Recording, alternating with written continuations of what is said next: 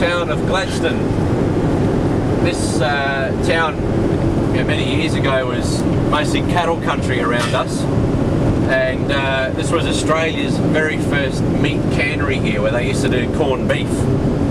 And most famous around the world is bully beef, which you may have heard, and your grandparents would have heard of course, during the war years. Horrible stories about having to eat bully beef in their rations. Well, this is where it all came from. It used to supply the UK, America and Australia throughout the wars. And we'll just do a little detour around the town just so you can see the main street, because this road sort of bypasses the main street. But yeah, huge grain storage facilities here now, the silos where they load it up on the trains and take it off the trucks here. And back behind us there's another huge facility. And there's the old Gladstone train station on the right, across the tracks there. A couple of big old bank buildings. But yeah, it used to be a population of about 2,500 people in Gladstone. There's now about 500.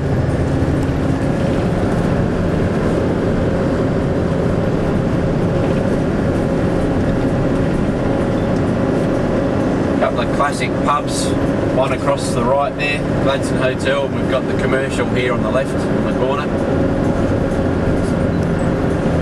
Surprisingly, doesn't look it from the outside, but they're great pubs on the inside. Pretty good meals, a good country meal. Any chance of going off for a Swifty?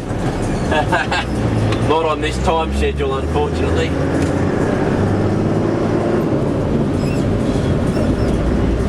Presuming you mean a beer by Swifty, or is that? Yeah. And up on the left here we've got a small little establishment called Trend Drinks, or FC Grub was the original owner. It's over 100 years old now, and they produce mainly bottles of soft drink and syrup. And the sign, we can't go down there anymore, it's all private property now. But Booyah Lee, that was the original name, that's still the original sign as you can tell. So it was called Booyah Lee Beef. Qantas flights, when you fly overseas, you get a giant twin bar, they call it, which is an ice cream made by Golden North, and it comes from this little town here, where that chimney is over there. That's the ice creamery. Employs nearly 300 people, which is quite a big chunk of the population of 500 odd in the town. We always stop here for ice cream on our tour as well. Coffee and candy shop here for an ice cream. And there's a reasonable public toilet just here, which we'll quickly stop at for you guys and later.